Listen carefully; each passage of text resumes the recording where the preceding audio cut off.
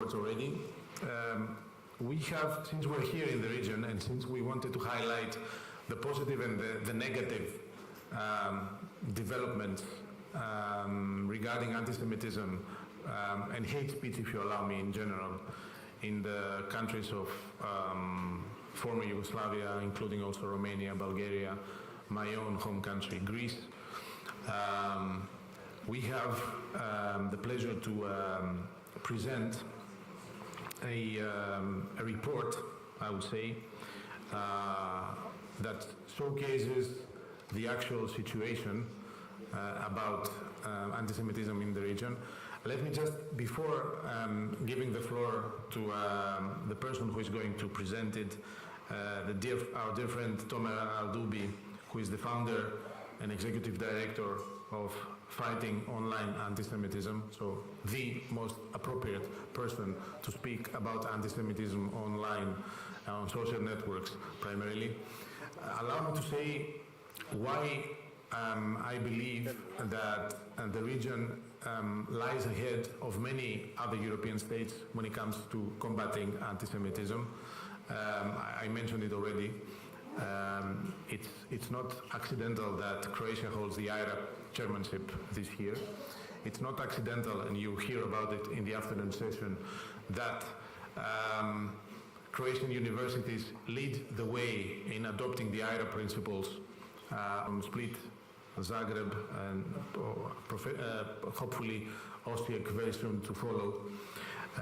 It's not accidental that the Croatian government also undertook some vital steps towards dealing with the past. You know that the country has a controversial past, as almost every country in the region.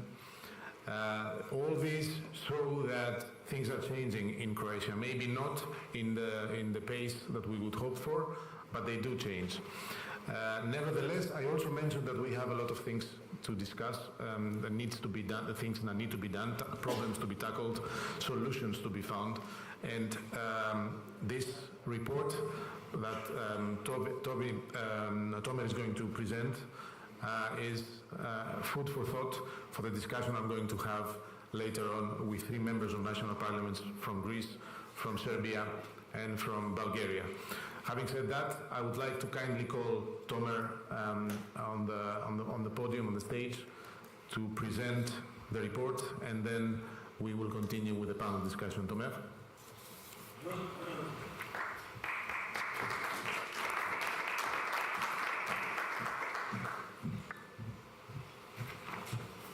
Good morning, dear members of Parliament, ambassadors, and dear guests. It's a pleasure to speak with you today as the founder of Fighting Online Anti-Semitism, all the way from Israel. In these challenging times, FOA, staff and volunteers wish to extend our gratitude to the Israeli forces, our sincere condolences to the families of the victims, and of course prayers for the swift recovery of the injured.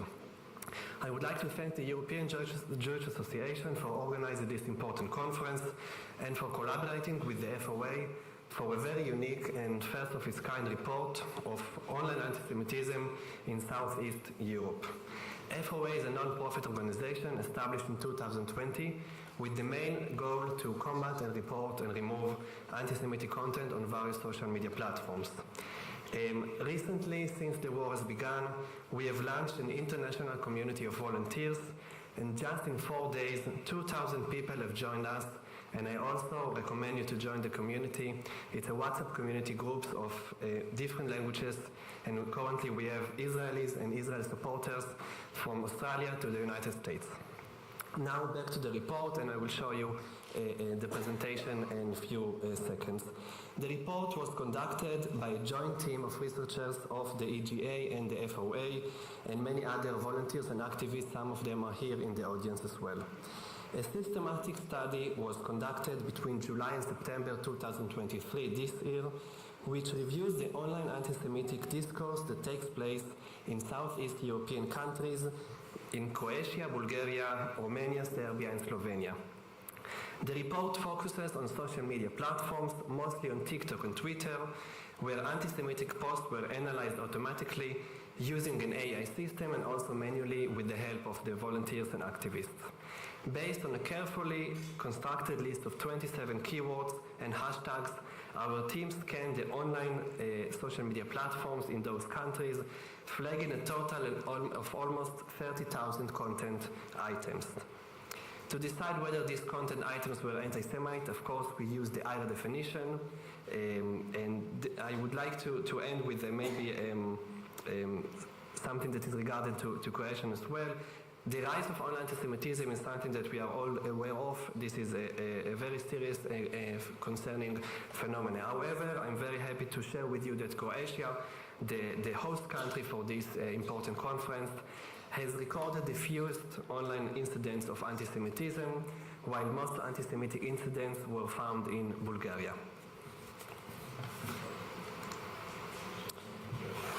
So the main findings of the report, there are 5 different findings. Of course, the main conspiracy theory, the main anti-Semitic content was related to conspiracy theory that Jewish communities worldwide wish to control the world, as we are all aware that this is happening also in different other languages. This was the same content we found in Southeast European countries.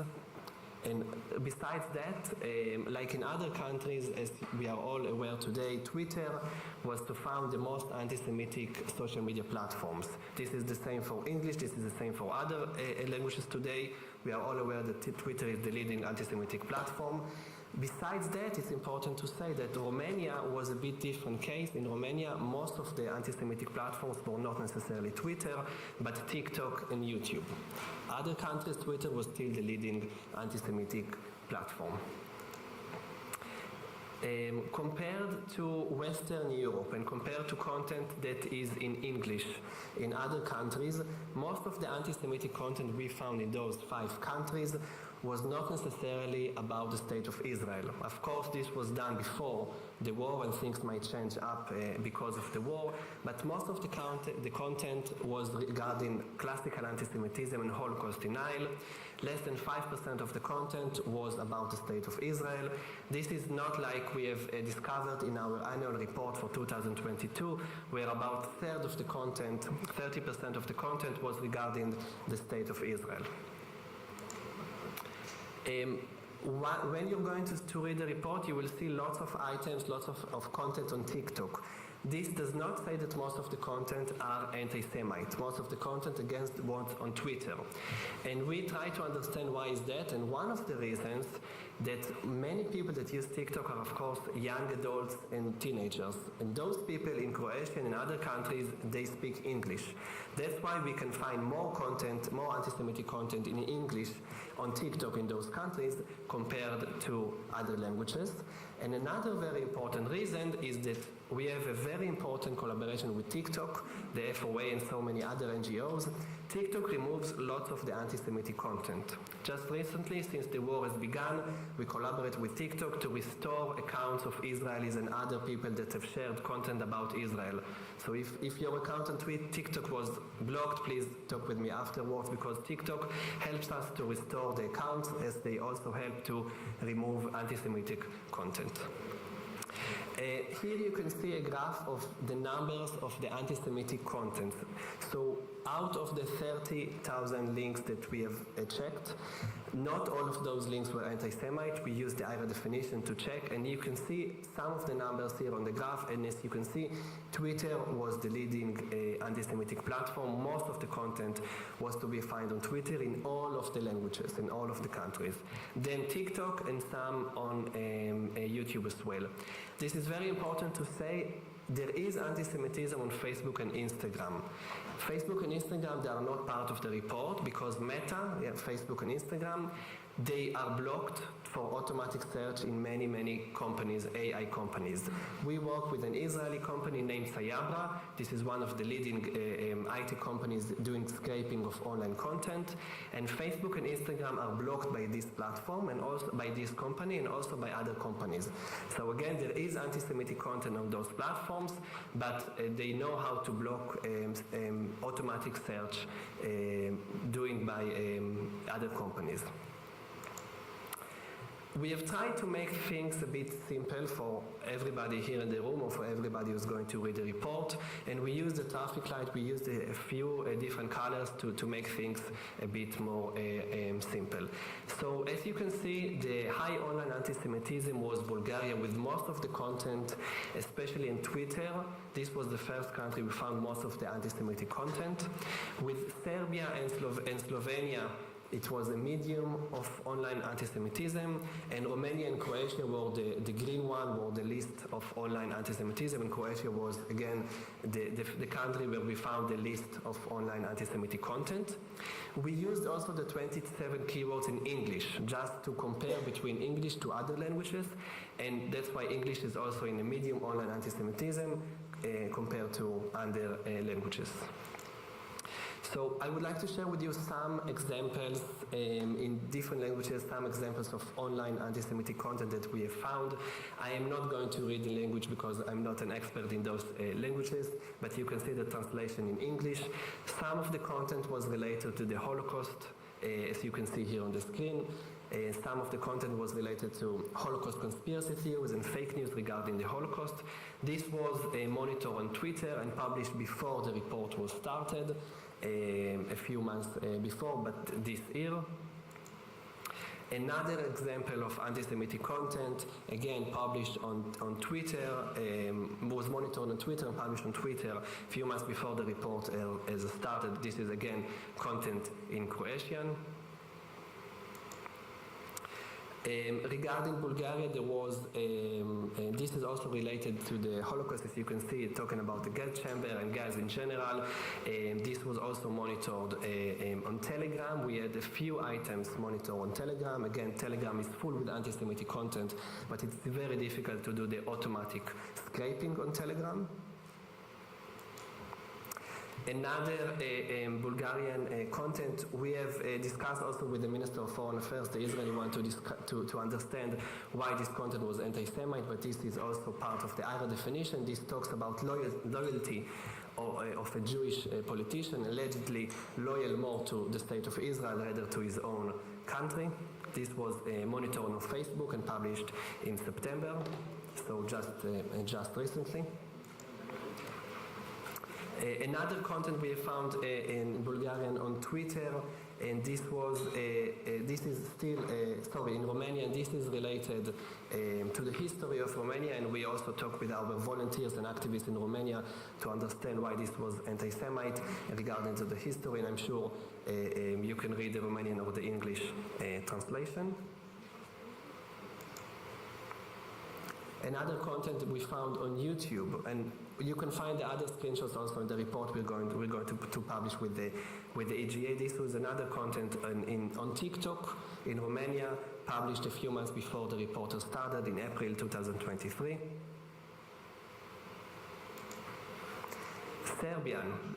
Serbian again on Twitter. As you can see, this is again about history related to Russia, like we've seen before, related to Russia, related to history of this region. Another content in Serbia, we have found another screenshot from Twitter that was published in December. It's still online, even though it was published in December. Twitter is not one of the platforms that removes lots of anti-Semitic content, so this is still online. This is a conspiracy theory about Jews, about Jewish communities. As you can see, they say that Jews have some disabilities, etc., and they're talking about specific people as well. A content that we found in Slovenia that is related to the Prime Minister of Italy. This is something we found also quite recently. Another conspiracy theory that regarding to another country, to Italy. This was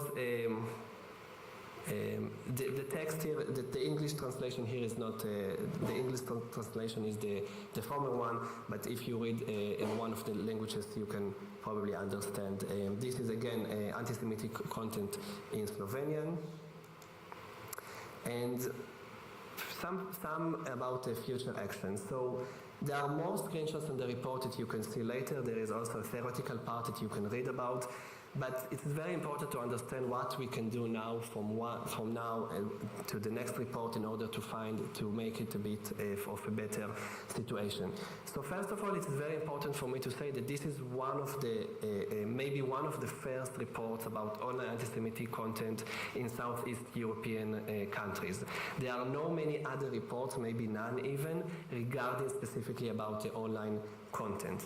That is why we are very happy for this collaboration with the EJA, because this is going to raise awareness about the online content in those countries. Some countries are doing better, some countries are doing worse, but this is something we can change by raising awareness, of course, and this is part of our job by doing this report. It is very important, of course, to use the report for the people here in the room, policymakers, and also for people outside, like the social media representatives, social media companies, mayors, parliament members, etc., etc. This report should be published, should be sent to other people that can really change how their country deals with social media platforms, especially now in Europe, especially with the new DSA, with the new Code of Conduct, with the new European Union regulations on online social media platforms. This is something we do not have in Israel, this is something you have in Europe. This is why we can change a lot when we talk about online content, especially nowadays. And it's also very important that we continue the job. So the report, again, was just the beginning. It shows a small picture or a medium picture size of everything that we know online. And we encourage you, we encourage other people to join, to volunteer, to recruit in order to remove the content, to report the content, and this is what we're going to do next. The next step would be reporting the content we found to the social media platforms and asking them to remove the content because we have not reported the content yet, and I'm sure they will remove the content of anti-Semitic content, and we will also send you the results. I would like to thank you very much. I would like to thank the European Jewish Association for collaborating with us, and I'm sure you will enjoy reading the report and get some important insights. Thank you very much.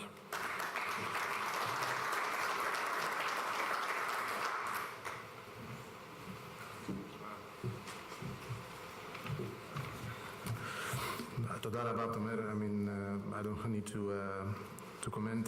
It's very important that we have this kind of evidence supporting what we say, because it's one thing, as we just mentioned, to say things, and one other thing to do things. I would like to I have the privilege to moderate the next panel as well, so I would like to call on stage Mr. Kostas Karagounis, member of the Greek Parliament from the ruling party Nea Demokratia, Mr. Natan Al-Bahari, member of the National Serbian Parliament, and Mr. Alexander Simidjiev, who is a member of the Bulgarian Parliament. Please, gentlemen, take your seats, and we will start with the discussion.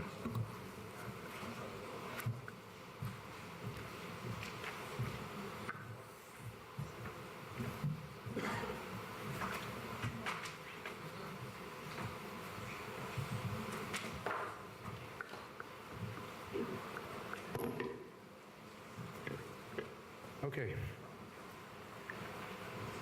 I don't know if this is on. Yeah, it's on. So, first of all, I'm very, very happy to have the opportunity to moderate this panel, because this is a panel of potential doers, finally, and not people that are going just to be present here to say a few nice words about what's happening in their respective countries.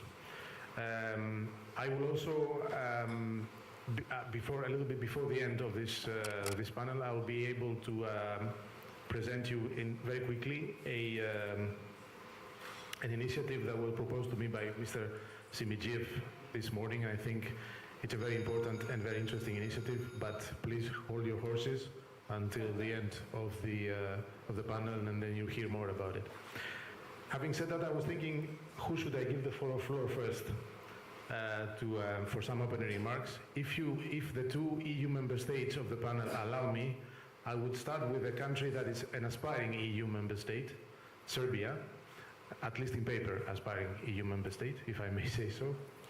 And also starting with a person who has, of course, Jewish heritage, his father was one of the most well-known, famous Yugoslav and Serbian authors. Also, if I'm not mistaken, the president of the last president of the Yugoslav Jewish Federation. Unfortunately, he passed away a few months ago, but here's his son, Mr. Nathan Al-Bahari, who hopefully will continue the legacy by also trying to do some things inside the Serbian parliament, something not so easy given the current political situation. Mr. Al-Bahari. Thank you very much, and it's a big honor to be here today with you and sitting and speaking in this panel. So thank you very much for this invitation. We don't have a lot of time, and there's a lot of things that have been happening recently, and I would just like to take a minute to make a comment on that before we start talking about the topic of today. But it is connected. I think it is connected, and I think we don't hear enough voices from Serbia, unfortunately.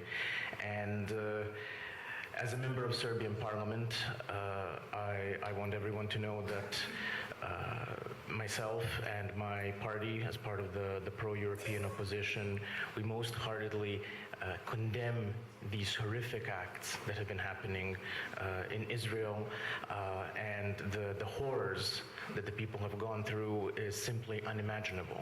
And I don't think that the images have resonated really in the public, and we need to do more to make sure that the people in Serbia and in the whole region really understand what is happening, and the distress and the horrors that people are going through in Israel.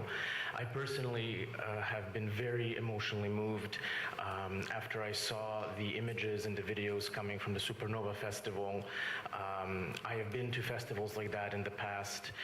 This is also my community and my friends, and it really pained me, and it hurts to see what happened there. It is just unbelievable and unimaginable, and I have to say I do not understand anyone anywhere who can provide any sort of justification for those crimes that have happened, and I will do everything I can. I'm only one parliamentarian, but I will use every platform at my disposal to make sure that that message is delivered and heard in Serbia, where we have our own set of challenges.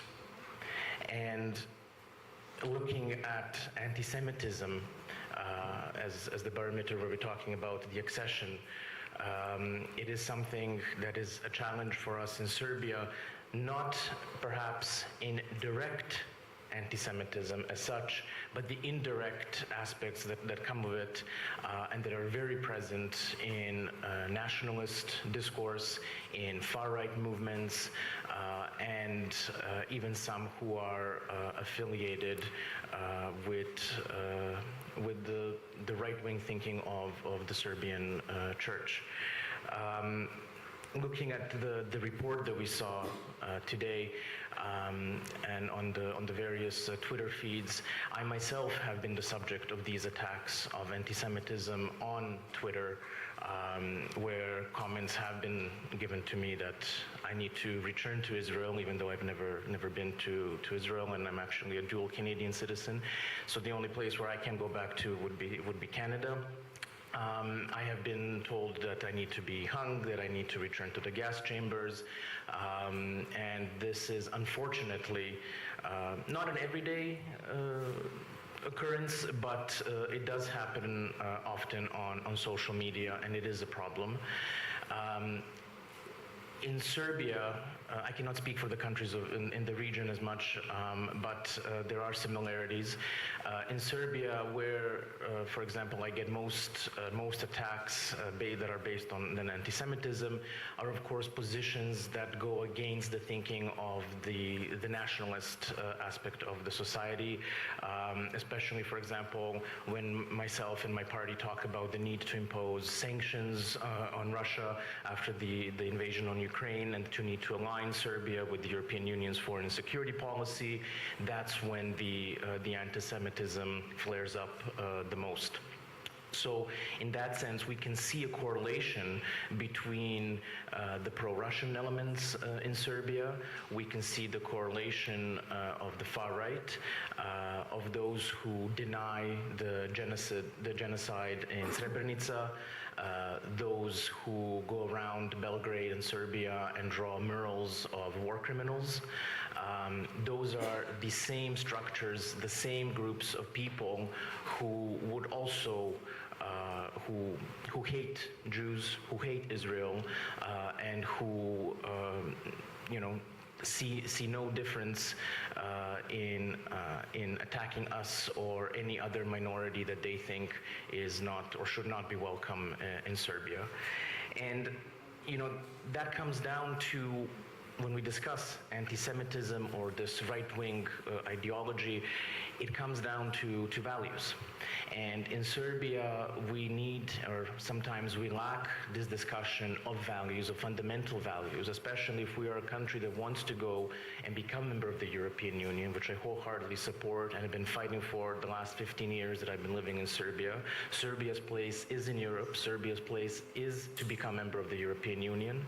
But at the same time, the Serbian government, especially this nationalist government that we have to understand that joining the European Union is not about checking the boxes. It's not about just passing legislation, but is about being a partner, a solid ally, and a society and a country that shares the fundamental values that the European continent has.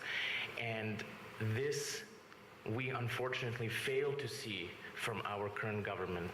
We fail to see them sharing these values and moving forward in trying to stymie the rise of nationalism or attacks on minorities.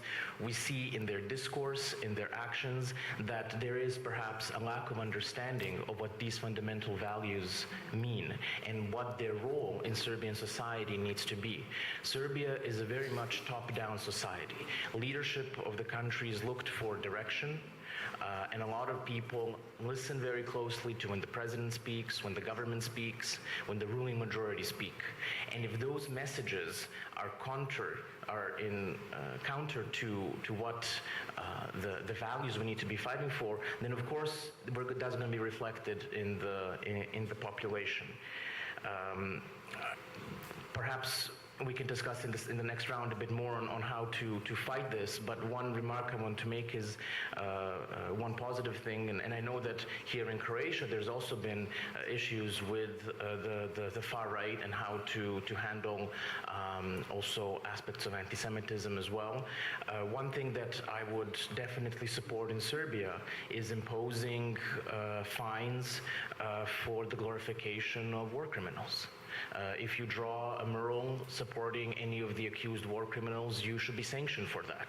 Instead, for several years, the Serbian government was completely silent on that matter and arrested and fined protesters who would, for example, throw eggs at these murals that glorify war criminals, and the police would prevent, I was part of these protests, would prevent us from approaching the murals and in a way protect the far-right hooligans who were involved in drawing them. This has changed in the recent months, but it leaves a stain. It leaves a stain for the Serbian government and for Serbian society as a whole, and it is something we need to fight and at least start somewhere.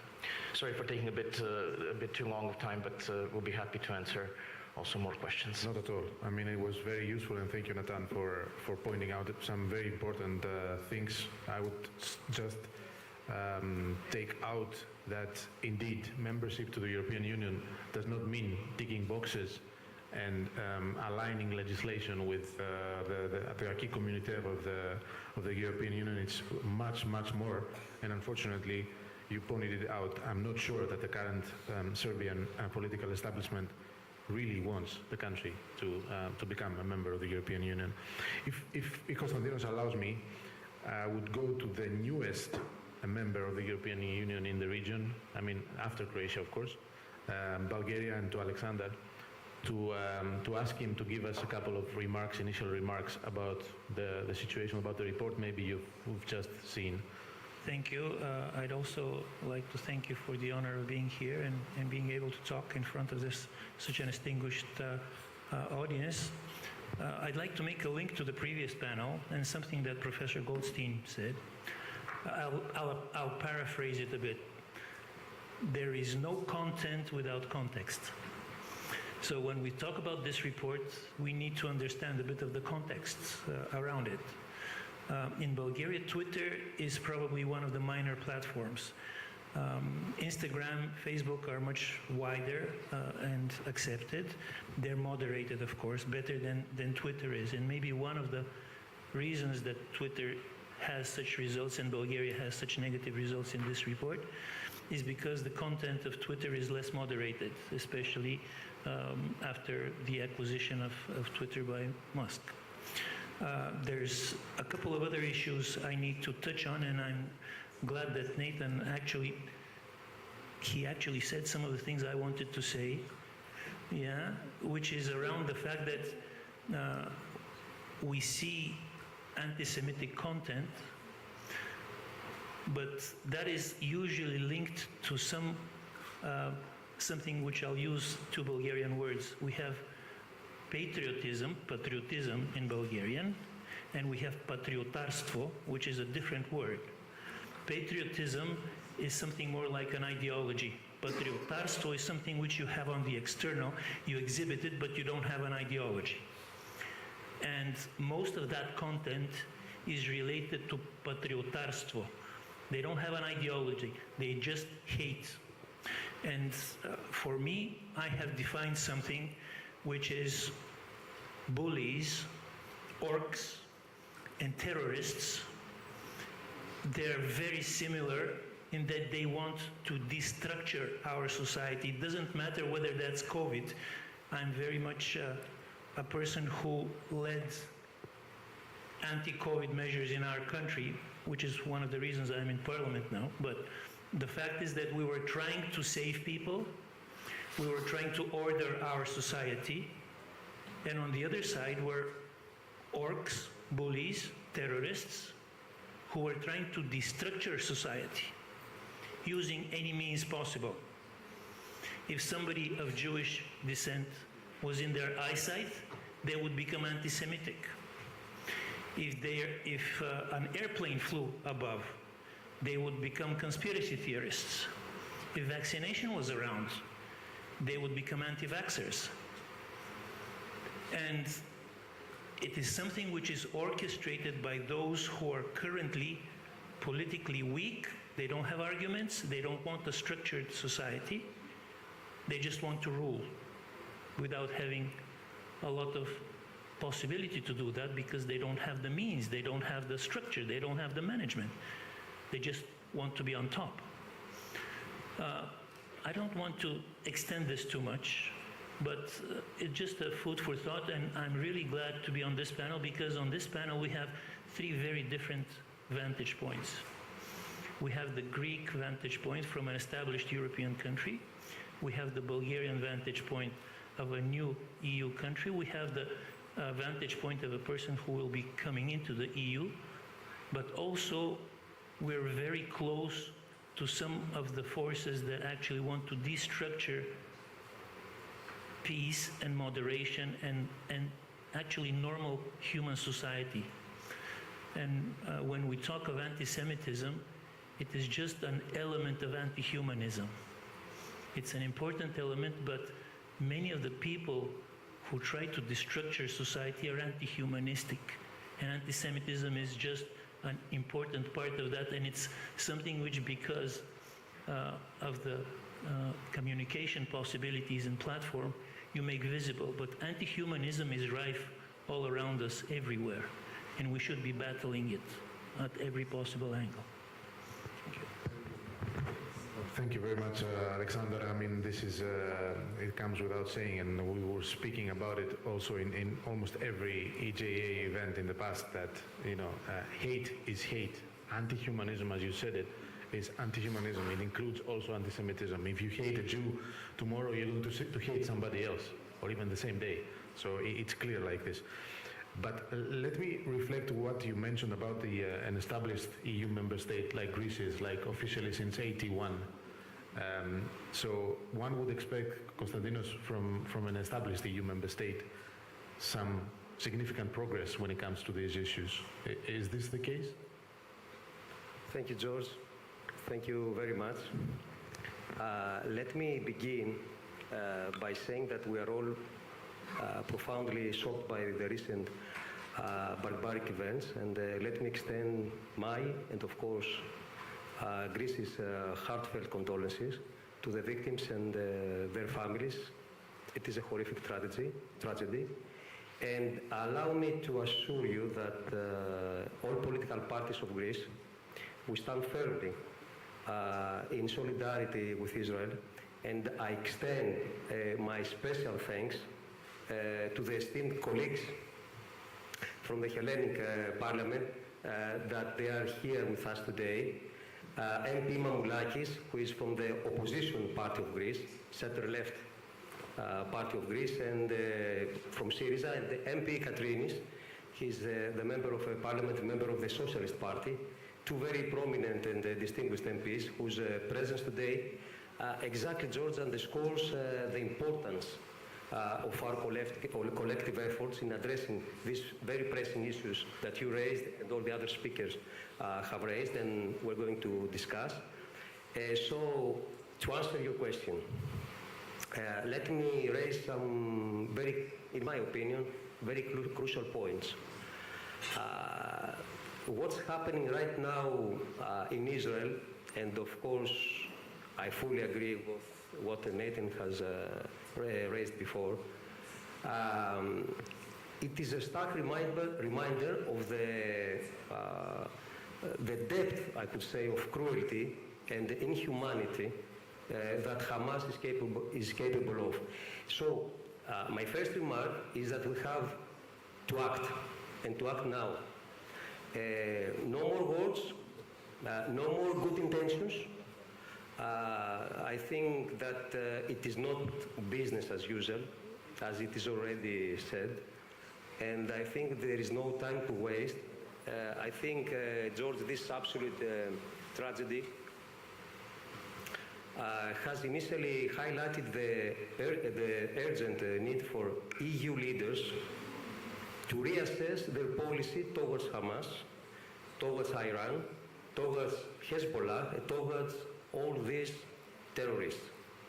And let me repeat that it is crucial to recognize that these events serve as a painful reminder that not only Israel is under attack.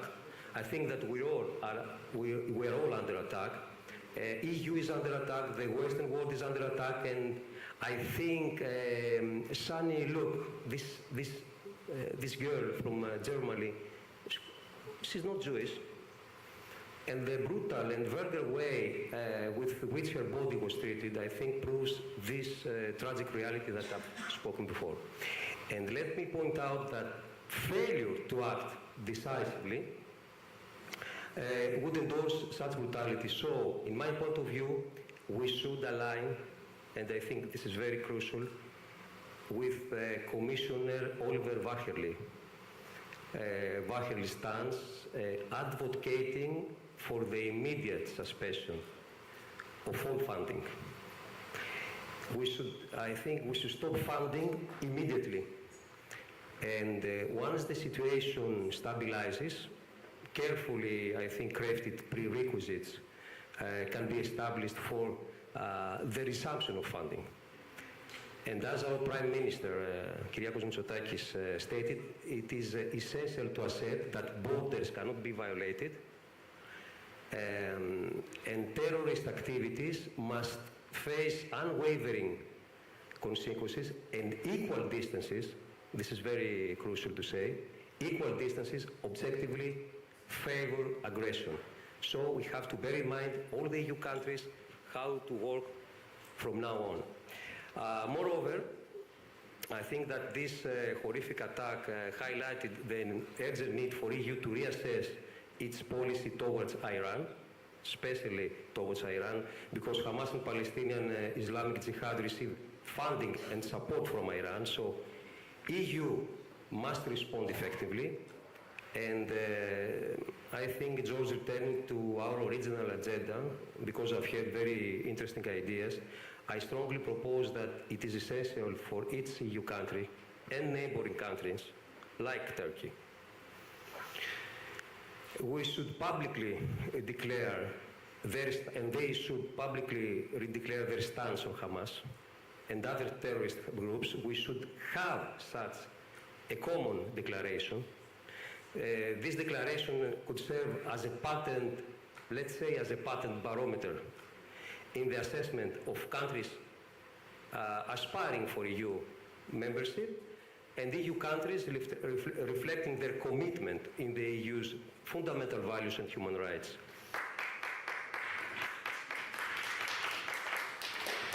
I think, George, in my point of view, it is crucial it's something that we should recognize, it's crucial to hold governments accountable, ensuring their active engagement in the fight against anti-Semitism, including public education and victim support, and in my opinion, to fortify our efforts, allow me to propose, and we can work on it, is to formate parliamentary subcommittees across European parliaments that will closely monitor governments' actions in implementing these criteria and the fight against anti-Semitism in general. Subcommittees could monitor and assess the progress they are doing. So it is evident that it is not only individuals who must be held accountable, but the governments and parliaments themselves. And such a development, I think, would create a platform for governments to collaborate, share policies, and act collectively. So, George, let me raise another issue. As the report pointed out, I think in the era of social media and their impact, which is being used, and it is well known, to incite hatred against Jews, strict monitoring is essential. And I fully agree with the report. I propose engaging volunteers, including university students, human rights activists, and others, to work with NGOs like FOA, who had this report, and it's very essential, in order to track posts effectively, identifying instances of hate speech, and promptly address them. So, let me conclude, George. We need a combined strategy of utilizing funding as a penalty and/or motivation, establishing dedicated subcommittees, and harnessing the power of monitoring through volunteers and other means in order to eradicate anti-Semitism and uphold the fundamental values of the European Union. So let me say that we have to act, and we have to act now. Thank you, George. Thank you, Constantine. I think you raised a lot of very, very important issues, and we also briefly discussed it yesterday during dinner, that the Greek national plan against anti-Semitism is due. Hopefully it's going to come out soon. So is the Croatian national plan against anti-Semitism.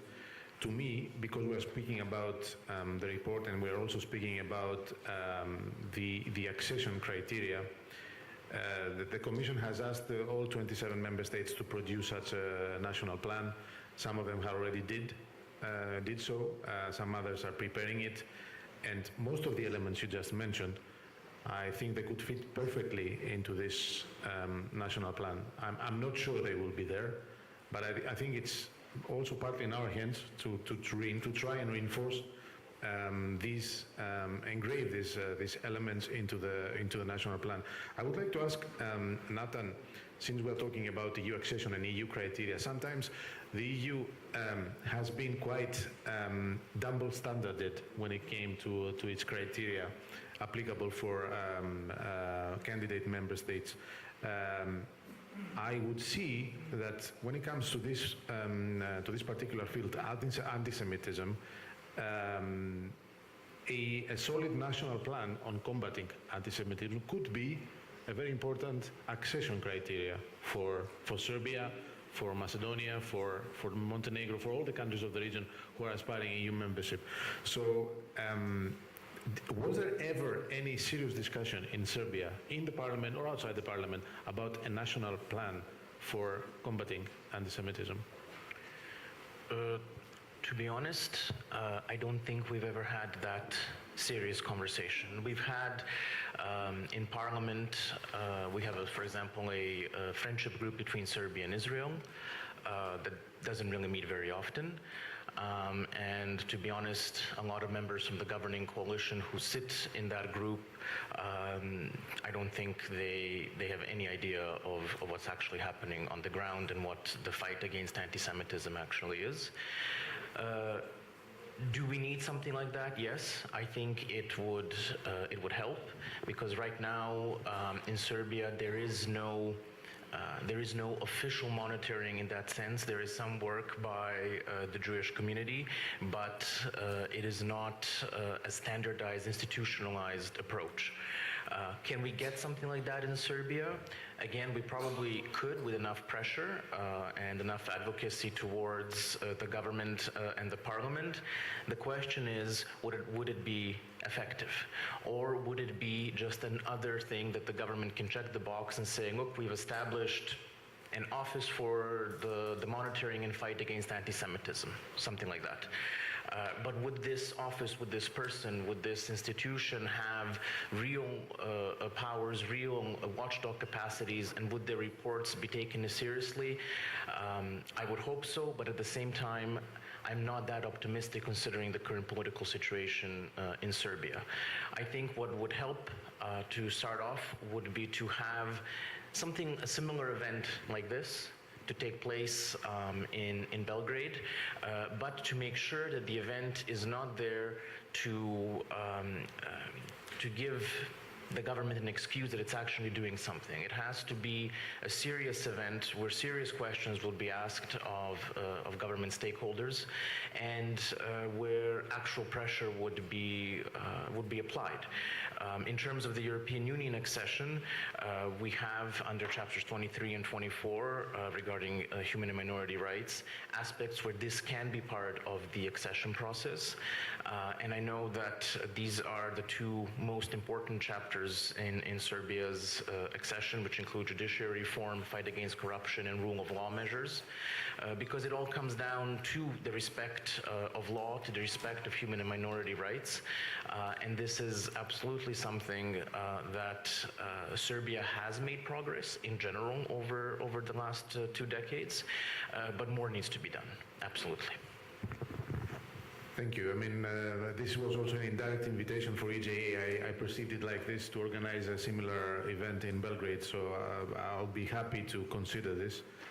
We heard also some 10 days ago there was a governmental session where we heard that they are planning to build a Holocaust memorial in the Yainci Memorial Park, which is, for me, something to applaud.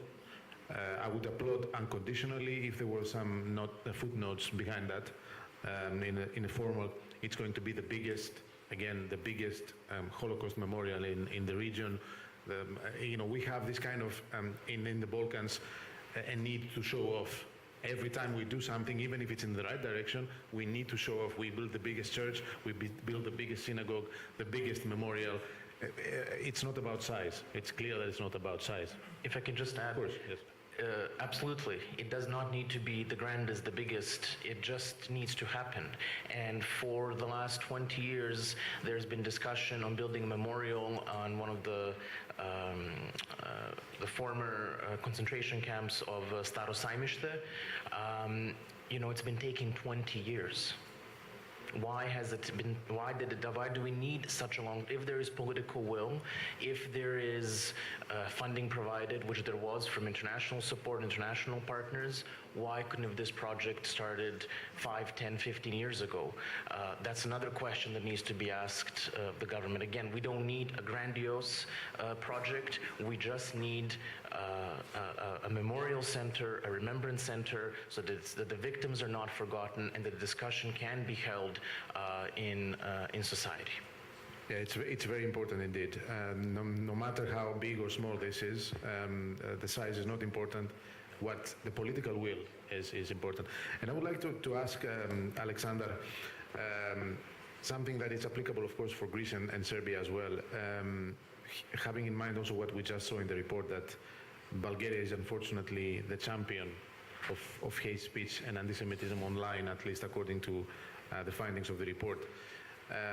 How close are you working with relevant stakeholders, and I'm meaning primarily the Jewish communities in Bulgaria? How close are you working as member of parliament or as a parliament in a whole in order to combat this kind of issues? Well, let me start to answer by making everybody reflect on the report. There was one slide where there was a picture of a man with glasses, a large picture, if you remember in the report. Well, that is the vice chair of the third largest party in parliament. He's also vice chair of the parliament. He's an ardent nationalist. He's openly anti-Semitic, and he's the third largest party, which is currently increasing in relevance if we have parliamentary elections soon. What I'm trying to say is that many of them are actually anti-Euro, anti-Europe. They want to push Bulgaria out of the European Union, which is something quite drastic, as you can imagine, in a country which has already felt the benefits of being in the European Union.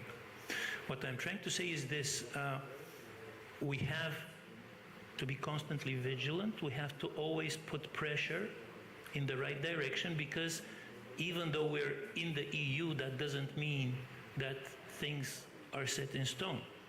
So there's always a battle which we need to wage every day in Parliament, including, and any support around the region for causes of structuring society versus destructuring it, something which I started talking at the very beginning, would be important for the different groups who would like to structure society versus the groups, the orcs, the terrorists, the bullies who want to destructure society.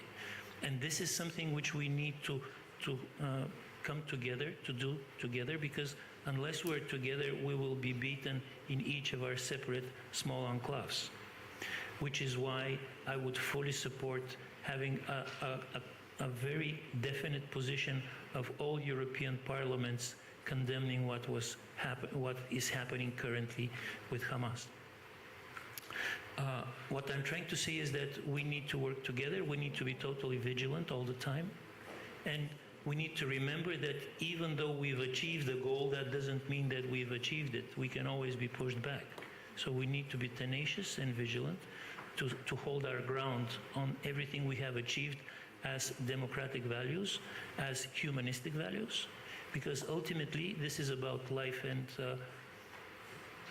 when you save one life, you save humanity. We need to be we need to be vigilant about every life we can. And as a physician, I can tell you that this is something which the ones who truly hold the profession in their heart is something which is inside. It's not something which can be instituted from the outside. Great, thank you. I have a couple of more questions, but I think it's not fair if I monopolize that part. So let us open the floor for you, for our esteemed guests, in case you have any questions that you would like to address to our panelists. We will be more than happy to hear them. No? Yes? Can we have a microphone, please? Yeah. I think, yeah. Thank you. Thank you. I'm Isabel Meireles, from MP from Portugal, and I would like to ask one question because I think we have here a very interesting opinion about the accession of member states to the European Union.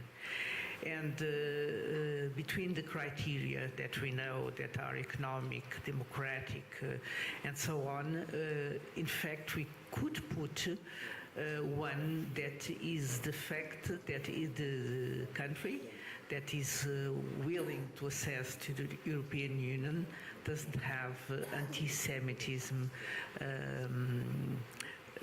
problems.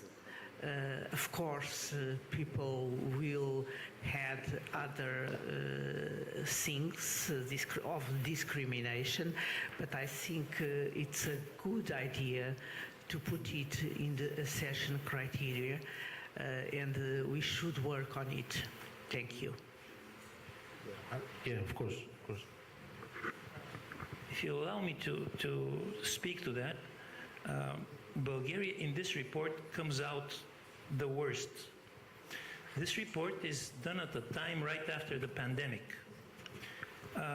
Many of you who have studied history would know what happened during the Second World War with Bulgarian Jews. They were saved. Bulgaria was the only country that didn't have Jews die in the country. We saved all our Jews. So when we think about anti-Semitism, again, I would go back to the content and context. We're not anti-Semitic as a country, very far from it. What happened in the last several years was COVID, followed by the aggression of Russia in Ukraine, the war in Ukraine. Those two activities led to a general feeling of helplessness and hate within society, which materializes in anti-Semitic sentiment, including in Parliament. And this is something which needs to be really well thought through, because we need to look at the root cause. As a physician, we need to diagnose before we treat. Anti-Semitism is something we see as a symptom.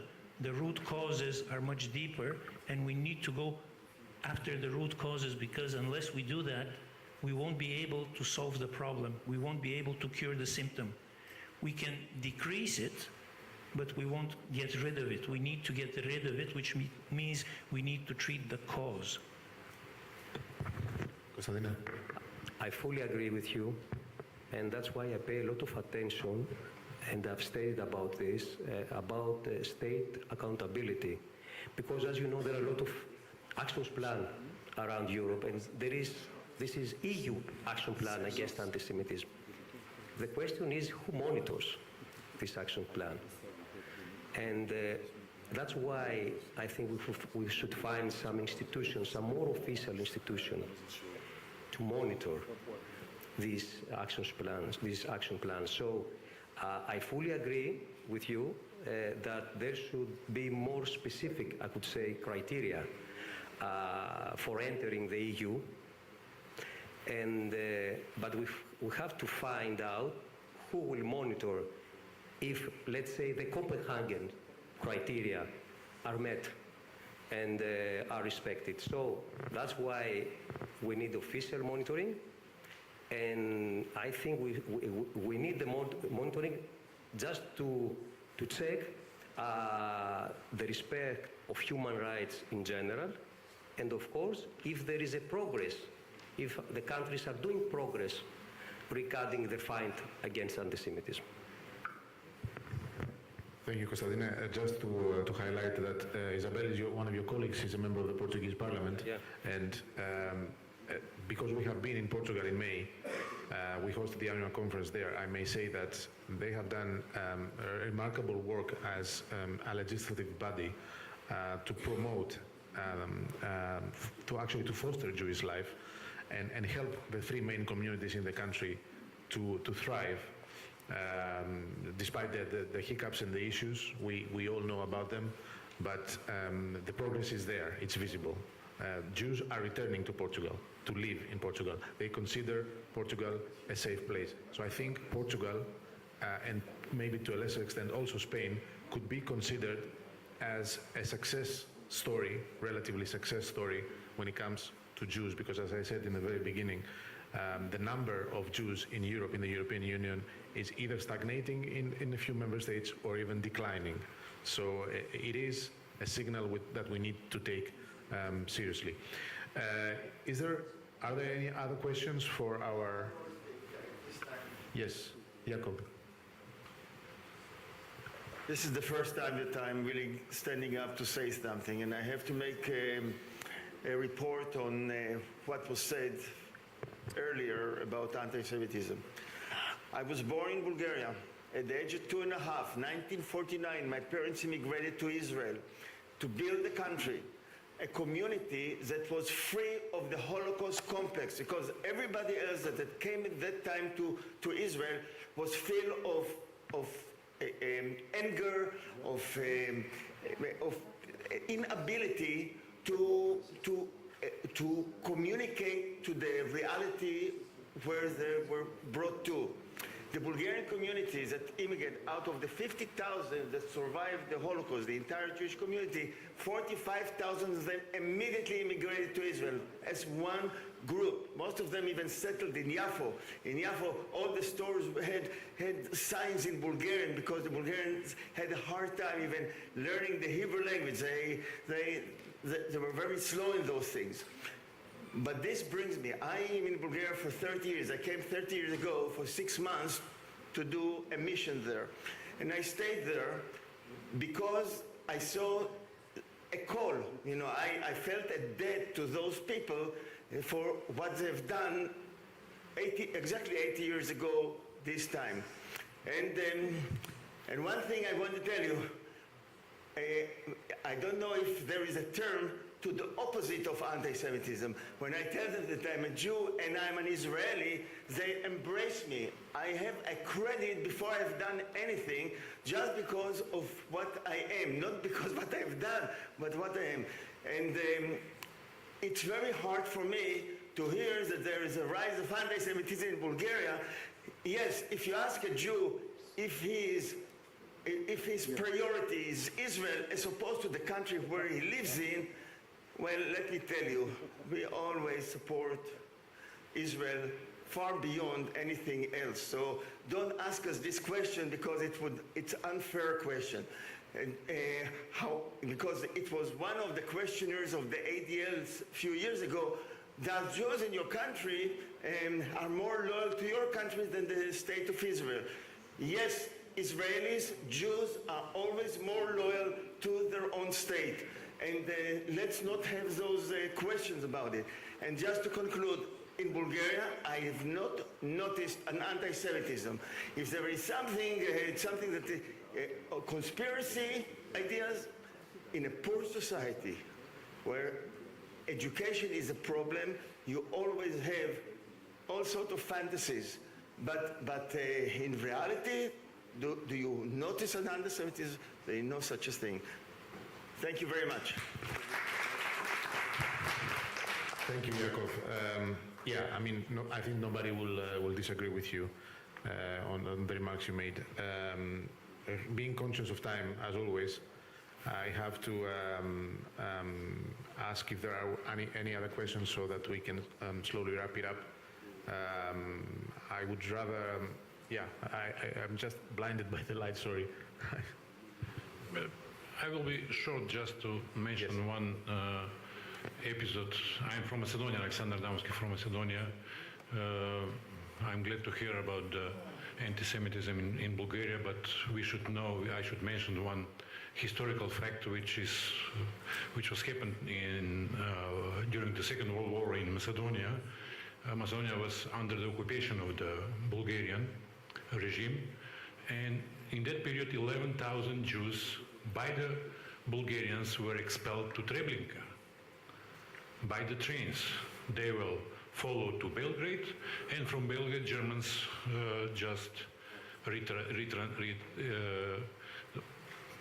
transportation, they continue with transportation to Treblinka. So it's good to hear such a stories, but we should have a full picture. Thank you. Alexander, you want to say, comment something? What you're referring to is the military who were there, who were actually allies of Hitler at that time? Yeah, absolutely. In our country, which was at that time, the Jews were prepared for the same type of outcome, but they were allowed by our parliament and by several supporters within the parliament to actually leave. Nobody was sent to any chambers. Until the year 2020, you could not measure in any such study anti-Semitism on social media.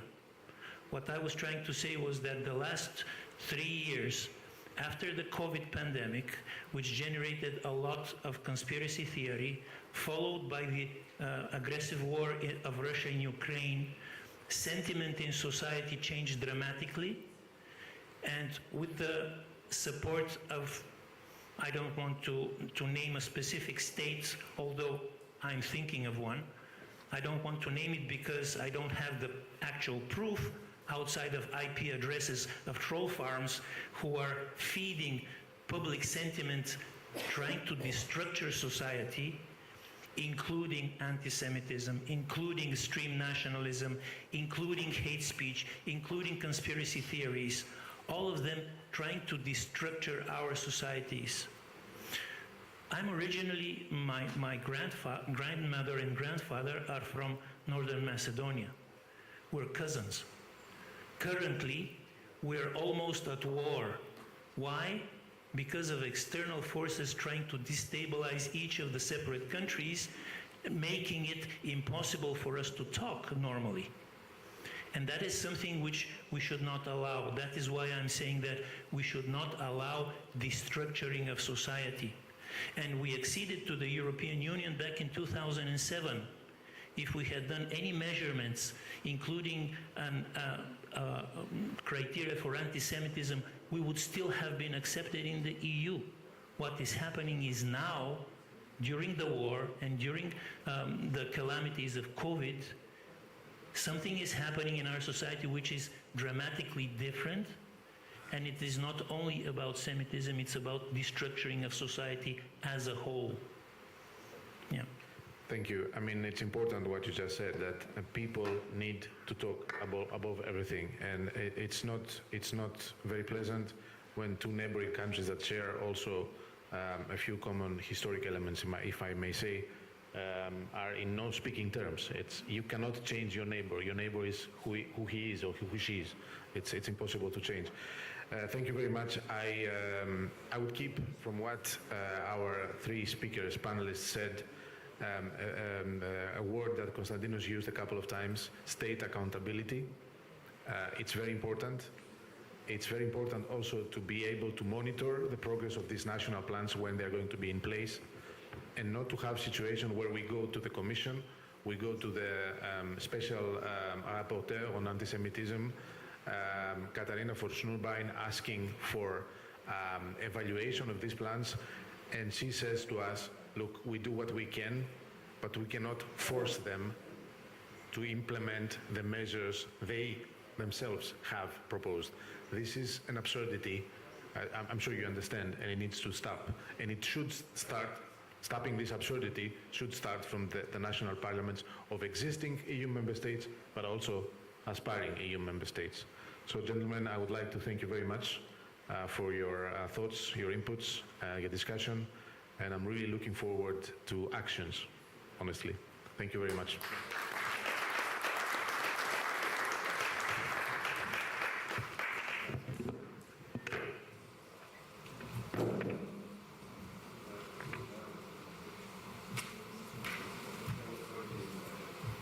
So yeah, I'm the joker of the conference. Actually, it's a very a role that I assumed for myself. Nobody gave it to me. So again, we are a little bit late. So I will really jump into the next project that we would like to show you before going to the final panel and the lunch break. It's something that occurred to me during this summer. When I was first acquainted with this project, I didn't know it existed. But in order not to lose any more time, I will kindly ask Tanya Dabo, who is a visual artist and actually the mother of this project, to say a few words about it and present it to you. Thank you, Tanya.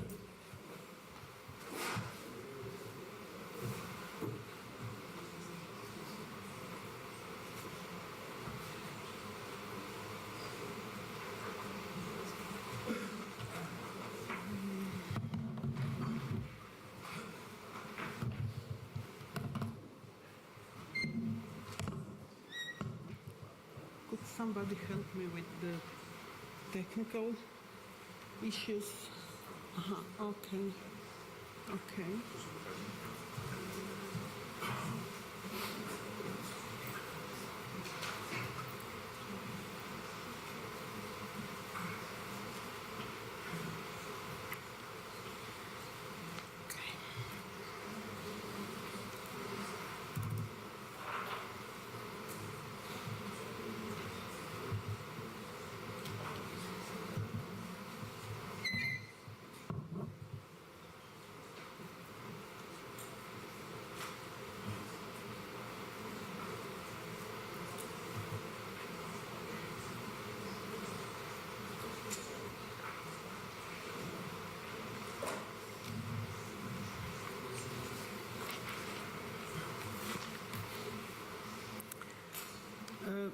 Dobar dan svima. Hello, everybody. I will speak in Croatian because of the subject of my talk. I think it's important that the talk which I will give is presented in Croatian because Croatia is the main subject of the talk. I was prepared for talking from my computer, not from this new technique. This is the introductional picture, and now we will start. Hopefully here or here. Where do I have to click? Okay. So moje ime je Tanja Dabo, ja sam vizualna umjetnica i profesorica na sveučilištu u Zagrebu.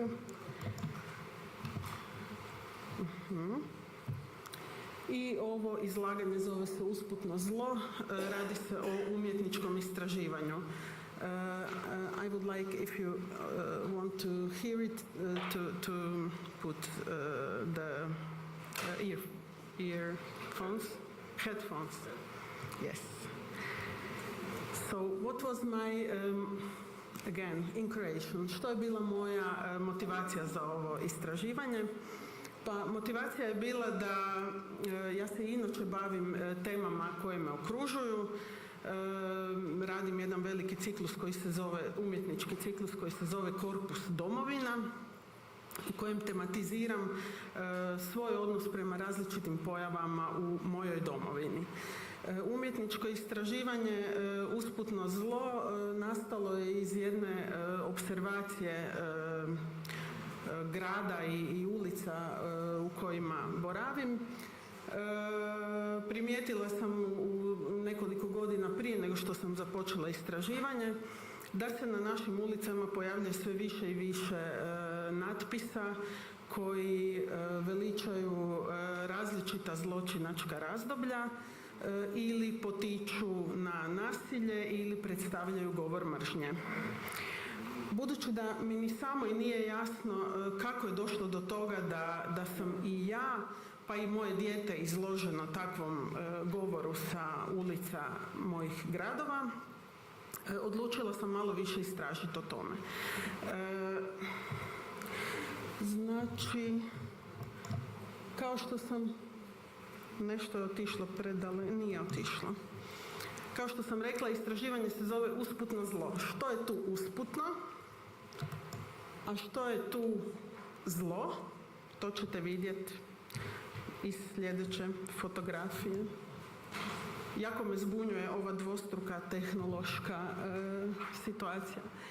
Dakle, radi se o jednoj od fotografija iz istraživanja i pretpostavljam da vam je svima jasno da usputno se vidi iz ove lijeve strane fotografije gdje jedna građanka u Zagrebu naprosto prolazi kraj ovakvih natpisa usputno, ali i ti natpisi s vremenom nastaju tijekom godina eto kao nešto usputno u našem javnom prostoru, a da se nitko zapravo time ozbiljno ne zabavlja. Zlo naravno je sa desne strane fotografije, to sam zaboravila reći, ZDS, pozdrav za dom spremni i ustaško U. Za one koji ne znaju, to su simboli koji simboliziraju nezavisnu državu Hrvatsku, iz nje su i potekli i to je zapravo ekvivalent i nacističke i fašističkih država iz Drugog svjetskog rata. Što je to umjetničko istraživanje? S obzirom da sam profesorica na visokoškolskoj instituciji, moram vas malo i sa time zapravo upoznat. Ajme, ja neću moći ovako sa dva ekrana, moram gledati dole. Dakle, usputno zlo je, kao što sam rekla, umjetničko-istraživački projekt. Provodila sam ga uz pomoć kustosice Davorke Perić iz organizacije Vizura Aperta, koja mi kontinuirano daje podršku u različitim radovima i umjetničkim istraživanjima. Na kraju istraživanja sam napisala zaključak u kojem sam pojasnila svoju motivaciju i zaključak možete pronaći na ovoj poveznici koja je tu navedena, bit će još jednom i na kraju. I istraživanje je dobilo financijsku potporu Zaklade kulture Nova. Provodila sam ga cijelu 2020. godinu i ovo što ću vam prezentirati, nadam se jako brzo, da vas puno da vam ne dosađujem, je zapravo samo jedan vrlo mali dio. Ovo su ilustracije nekih od fotografija koje su nastale u istraživanju. Vješala Zagreb, Kolji, Srbe. Ovaj natpis stoji dugi niz godina na jednoj ogradi u Zagrebu. Što sam ja istraživala? Pa istraživala sam i dokumentirala dokaze izražavanja zla. Dokazi su zapravo ti natpisi u javnom prostoru koji nas dakako svakodnevno okružuju i to su natpisi koji pozivaju na mržnju, na ubojstvo drugih i drugačijih i koji veličaju te zločinačke režime koje sam malo prije spomenula. Koji su bili ciljevi istraživanja? Ciljevi umjetničkog istraživanja su umjetničko istraživanje može se povezati analogijom sa znanstvenim istraživanjem, ali ima drugačije ciljeve. Ciljeve postavlja samo umjetnik ili umjetnica. Moji ciljevi su bili podizanje svijesti građana i institucija o postojanju takvih natpisa, zatim poticanje na proaktivno djelovanje zajednice, proaktivno djelovanje zbog toga što ja kao umjetnica ne mogu riješiti sve probleme, naravno, ali ako svi skupa budemo svjesni da problem postoji, onda ga možemo svi probati riješiti.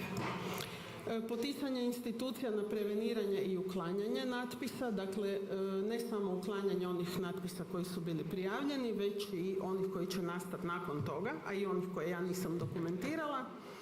Znači, propitivanje zakonskog okvira, zanimalo me da li zapravo negdje u hrvatskim zakonima postoji bilo kakva zabrana isticanja takvih simbola i govora mržnje u javnom prostoru. I jedan od ciljeva je bio uklanjanje takvih natpisa sa naših ulica. Meni samo je neprihvatljivo svaki dan prolaziti kraj svastike, kraj ustaškog U, kraj šahovnice sa prvim bijelim poljem, dakle cilj je bio i uklanjanje.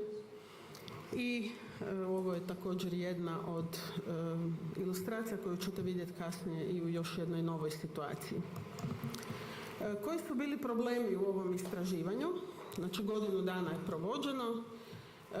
Pa moji osobni uvidi i početna motivacija je zapravo bila i djelomično pogrešna. Dakle, to ne možete znati dok ne krenete istraživati. Početna ideja i tema je bila da će tih natpisa biti znatno manje nego što ih je u stvarnosti bilo i nego što ih je i dan danas. Nisam bila uvjerena da ću tako lako i brzo detektirati tko su počinitelji. Bila sam uvjerena da su počinitelji neki nepoznati ljudi koje nitko ne može otkriti i zbog toga sam mislila da možda natpisi se i ne uklanjaju. Međutim, učestalost natpisa kraj navijačkih grafita ukazala mi je na to da su zapravo takvi natpisi i govor mržnje i simboli vrlo često povezani sa navijačkim skupinama. Još jedan problem je bio da nije bilo moguće dokumentirati sve natpise. U jednom trenutku istraživanje sam morala prekinuti jer bih naprosto nastavila svoj život dokumentirajući jedno te isto. Znači, nakon godine dana sam morala prestati sa dokumentiranjem. Ja ih i dalje viđam, i dalje ih sebi dokumentiram i mislim ih ponovno prijaviti, ali se time više ne mogu baviti na ovaj strukturirani način. Jedan od problema je da nisam dobila niti jedan odgovor institucija da se radi o zabranjenim natpisima u Hrvatskoj. Još jedan od problema je da je samo mali dio natpisa uklonjen, a to mi je, kao što ste prije vidjeli, bio cilj istraživanja da se natpisi uklone. Uklonjenih je mali broj. Imala sam i izazove. Izazovi su bili da je natpisa bilo izrazito puno, da su oni jako različiti, da je trebalo zapravo donijeti odluku što je govor mržnje, koje natpise uvrstiti, koje ne uvrstiti. Dakle, osim fašističkih, nacističkih i ustaških natpisa, obuhvatila sam i natpise koji se tiču govora mržnje, poput ACAB ili 1312 koji su vam vjerojatno svima poznati, All Caps are Bastards i isto to, ali u numeričkom izdanju. Također trebala sam donijeti odluku za pojedine simbole koju terminologiju koristiti, zbog toga što oni koji takve natpise stavljaju u javni prostor su vrlo glasni, pogotovo na društvenim mrežama, ako ih se slučajno krivo smjesti u neku krivu skupinu. Također trebalo je donijeti odluku što je to govor mržnje u slučaju ovog umjetničkog istraživanja. I naravno još jedna ilustracija na kojoj vidite ustaško U tu između ove dvije tabelice za apartmane u Splitu. Koji je bio postupak istraživanja?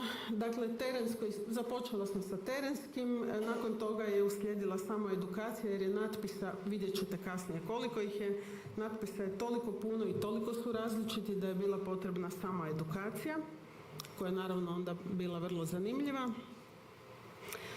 Zatim istraživanje zakonodavnog okvira, ali ne samo u Hrvatskoj, radila sam komparacije i sa drugim europskim državama. Nedavno sam čak pokušala i nešto kroz umjetnu inteligenciju istražiti, zanimljiv je odgovor, preporučam da isprobate. Istraživala sam i recentne medijske objave i komparirala sam medijske objave sa situacijom sa istim tim natpisima na Google Mapsu i dokumentirala sam, znači isti natpis sam na 3 načina zapravo istražila. Vidjet ćete studiju slučaja. Slala sam upite organizacijama civilnog društva za pomoć, neki su se odazvali. Slala sam upite, odnosno slale smo, Davorka i ja, upite državnim institucijama, DORH-u, MUP-u, Pučkoj pravobraniteljici, Ustavnom sudu, gdje sam tražila zapravo njihove odgovore o zakonitosti tih pojava u javnom prostoru. Pozivala sam građane na aktivno sudjelovanje, građani su se odazivali, moram reći često sa velikim strahom i sa molbama za anonimnošću. I terenski sam istraživala, odnosno Davorka i ja smo obišle gotovo cijelu Hrvatsku i tražile smo natpise i samoinicijativno i po dojavama građana.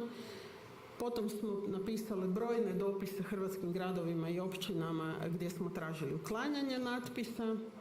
I na kraju sam napisala zaključak, sistematizirala podatke i javno ih objavila. Koji su rezultati istraživanja?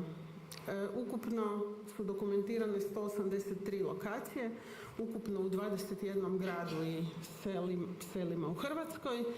Ukupno je dokumentirano 465 simbola i natpisa i za svaki od tih simbola je zatraženo uklanjanje. Znači, za svaki simbol sa opisom i mjestom i lokacijom. Tijekom istraživanja ovo su natpisi koje smo dokumentirali. Od ovih već viđenih kukastog križa, odnosno svastike, NDH, Za dom spremni, Sieg Heil, ACAB i tako dalje, Juden Raus, Ubi Srbina i tako dalje. Broj izdvojenih različitih natpisa je dakle 53, raznolikost je jako velika. Broj kreiranih datoteka u tih godinu dana koje sam poduzela, odnosno stvorila da bi napravila ovo istraživanje je 3283 datoteke. To vam govorim zbog toga da steknete dojam zapravo koliko je to kompleksna stvar. To su dokumenti i fotografije.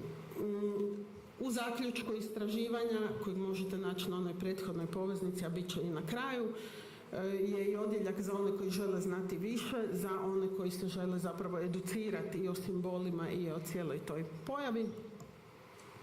Evo još jedna ilustracija. Noću sanja mrtve tovare.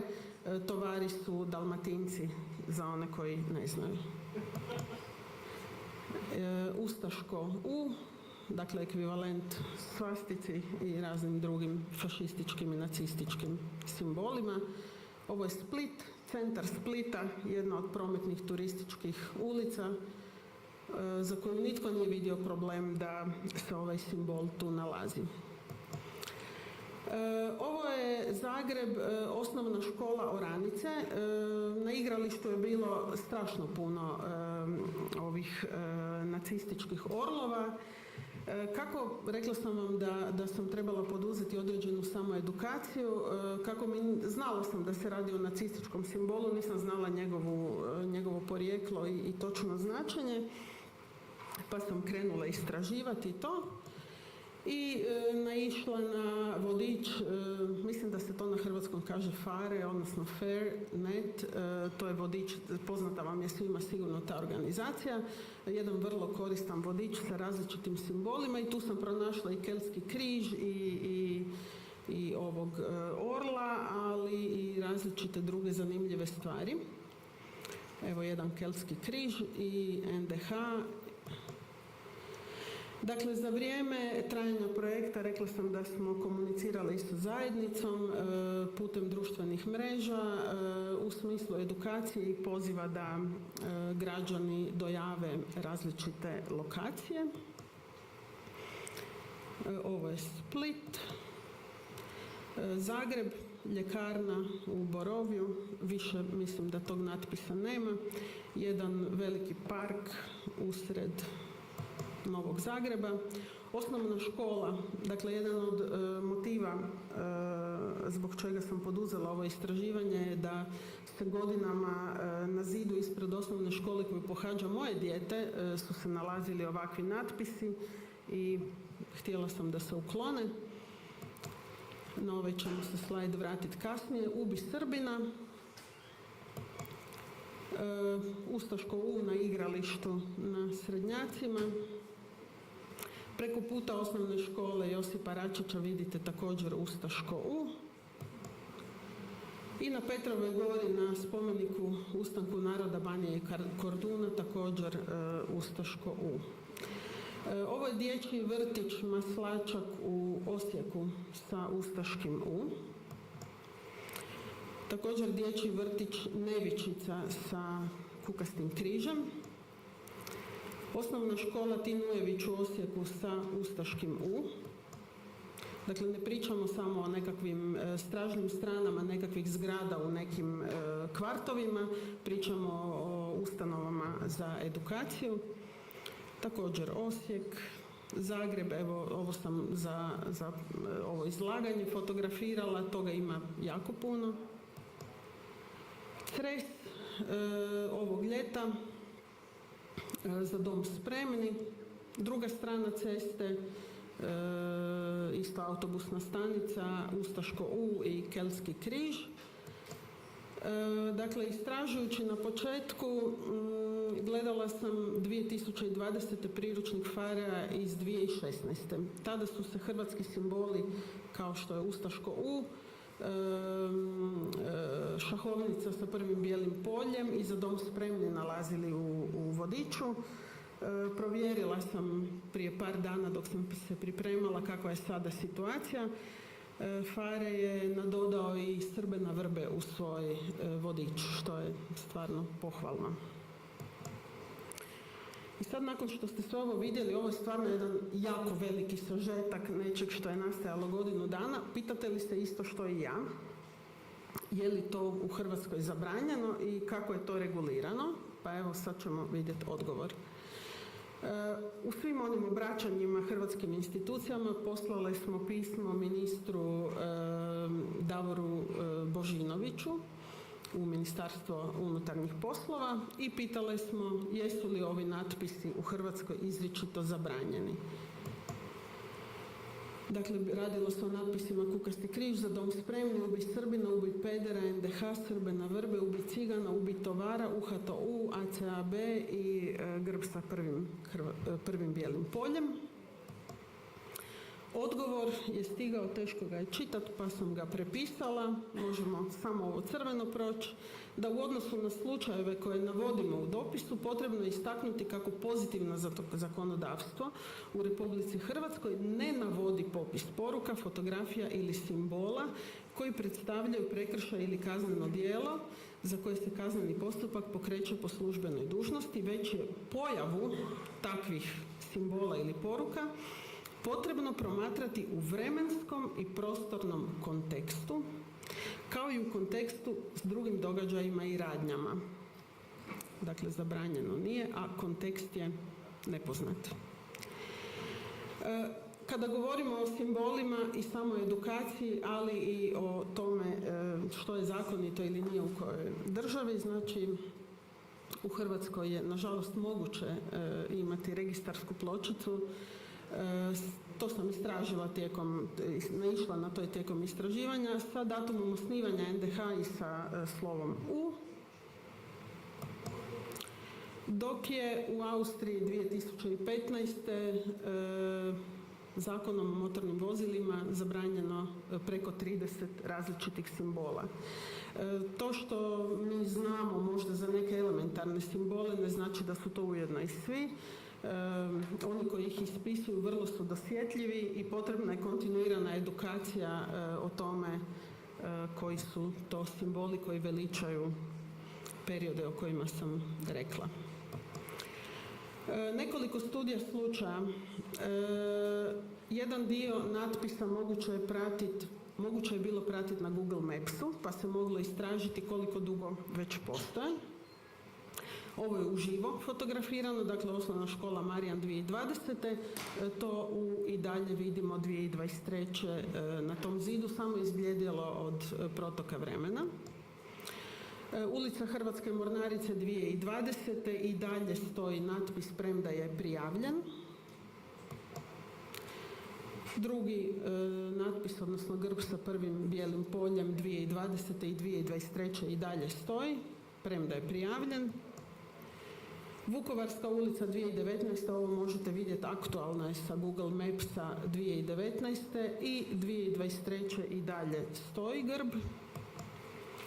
Zrinsko-frankopanska apartmani i dalje pozivaju turiste sa Kelskim križem i Ustaškim u Splitu, u samom centru Splita.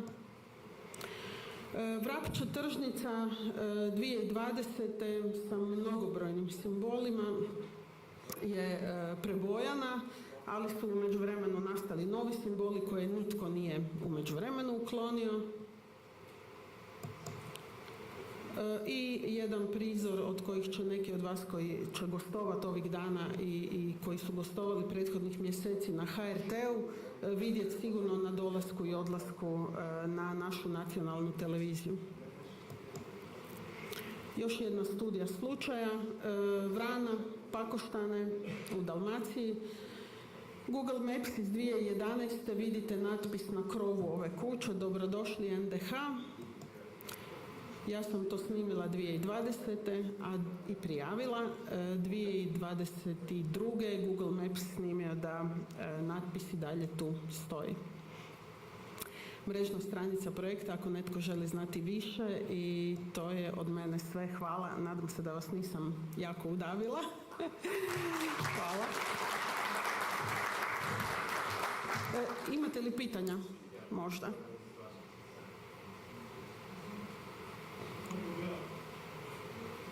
Može.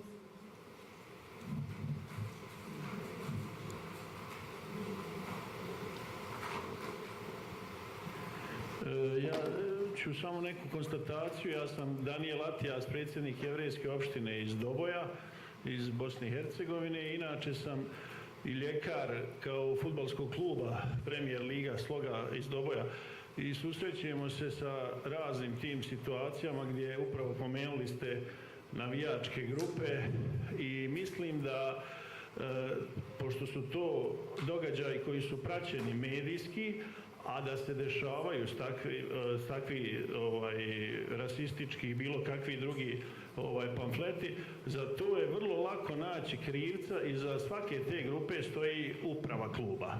Znači, 100% oni imaju komunikaciju sa navijačima tih grupa i jednostavno igrači s tim i treneri, ne znam, oni nemaju s tim ništa, ali jednostavno nije dovoljno od strane FIFA i UEFA da postoji samo natpis onaj no rasizmu i tako dalje. Svaka pojava takvih nekih stvari, ne samo antisemitskih, nego bilo kakvih, trebala bi biti zakonski, odnosno da se pošalje naša poruka prema tim organizacijama da bi se automatski utakmica izgubila. Za igrače je nešto najgore da izgube utakmicu za koju se pripremaju čitave sedmice, troše se novci za karantine, za sve neke stvari i da se izgubi zbog takve stvari.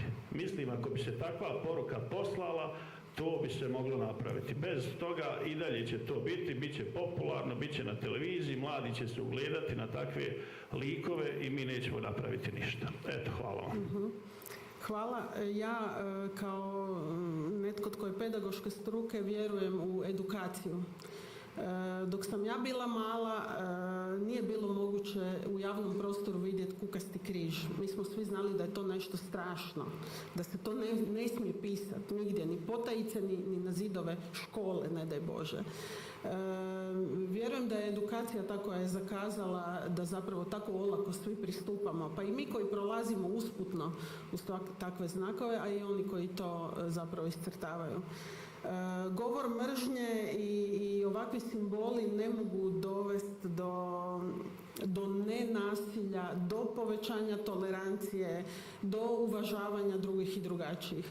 Nasilje može dovesti samo do drugog nasilja. Dakle, ovaj krug u kojeg smo mi danas ušli treba prekinuti prvenstveno, po mom mišljenju, edukacijom u najranijim godinama. Pa onda dalje, prvo prevencija, pa onda sankcioniranje. Barem ja tako mislim. Ima li još pitanja? Hvala.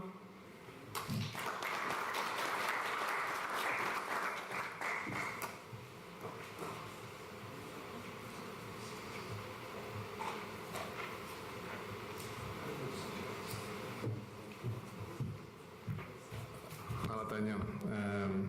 Meni je jako drago što ovaj posljednji panel ovog, ajde recimo, uslovno jutra prije ručka je posvećen edukaciji, jer inače ne bi imao smisla pokazivati ono što ste već vidjeli. Mislim da je jasna poruka i još jasnije je da moramo nešto pod hitnom učiniti i nadam se da ćemo i hoćemo to uraditi, jer inače naša dječa bi imali non stop ovakvih natpisima ispred škole, vrtiće i tako dalje. Having been always, a good timekeeper, I feel that today I failed. That's why I'm going to really move quickly forward to the last panel before lunch. I'm really happy to see here in Zagreb again Ari Mittelman, who is the author of a great book. We presented this as EJA with MEP Jasenovac in the European Parliament last January. It's The Paths of the Righteous. There are the stories of non-Jews, actually, who have been involved in the Jewish cause one way or another. So Ari is going to quickly walk you through the book, and then we're going to start discussing about education. After lunch, we will continue eventually discussing. It's a never-ending story. So for the time being, I would like to call Ari, and we will continue with the discussion later on. Ari. You didn't get my email. Well, good afternoon. We're already in the afternoon. I'm going to say three things I learned from my rabbi when I was a boy growing up in Pennsylvania and the United States. Number one, when you're standing in the way of lunch, talk very, very shortly. And I think it's a very, very good Kiddush outside. Number two, on a serious note, I'm reminded of the words from Yehuda Halevi. I think we have some people from the Iberian Peninsula here. He's from Spain in the 11th century. He said, "My heart is in the east, but I'm in the west." And we're all obviously thinking about what's happening in Eretz Israel now. And then number three, the first phrase I learned as a kindergartner was Kol Yisrael Arvim Zeh Lezeh. And I'm reminded of that this morning, that all of Israel is responsible for one another. So even before this horrible weekend, the synagogues in my home community, and I live right outside Washington, D.C., in the state of Maryland, they have more security than the banks in our community. And I think our friends in Europe certainly are aware of that. I also want to mention that our dear friend, Dr. Primoratz, and I, we share something in common. His daughter has a degree from University of Pennsylvania. I have a degree from University of Pennsylvania, separated by a few years, different degrees. But I mention that because just last month in September, at the very start of the semester, at a campus that was founded by Benjamin Franklin, horrible, despicable anti-Semitism that I don't want to talk about. You can Google University of Pennsylvania and anti-Semitism, and you'll see that that's what welcomed students to that historic campus. I mention this because this month, October, is a particularly difficult month for those of us from Pennsylvania. 5 years ago in October, the world saw the tragedy that happened in Pittsburgh. And we see again, just horrible, horrible massacre. The last 5 years, let's be honest, since Pittsburgh have been very difficult for Jews in the United States. This extends beyond Pittsburgh. I did not set out to write a book. My book came about actually after a trip I was very much looking forward to after that very dark period of Pittsburgh. I went to Israel with my wife over the holiday of Pesach, over Passover. If you haven't been to Israel on Passover, it's a whole different Pesach experience. But folks, remember in May of 2019, April 2019, that horrible, horrible day in San Diego, this time 5,000 kilometers away from Pittsburgh, another synagogue, this time in California, was attacked on the last day. So that's why I wrote the book. I was looking for hope.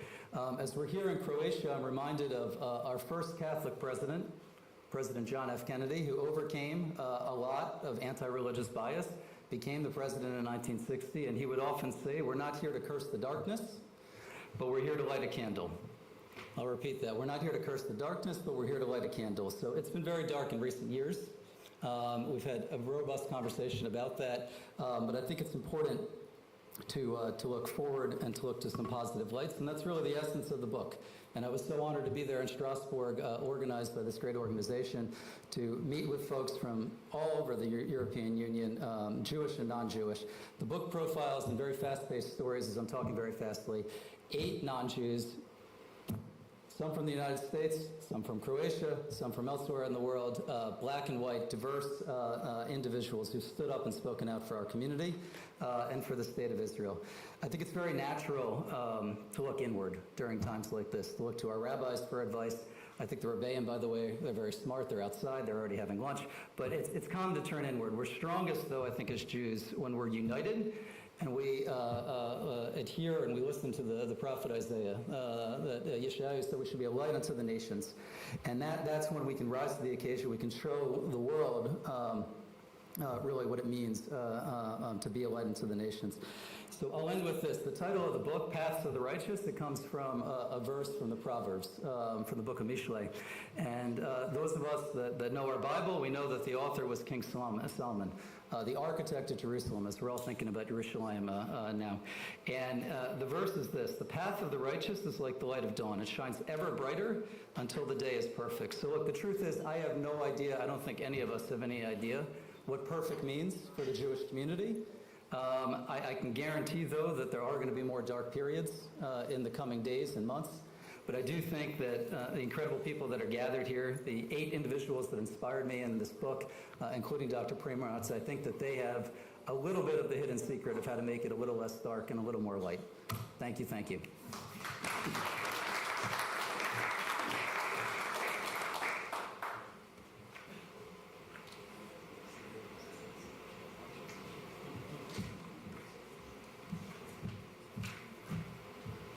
Thanks, Ari.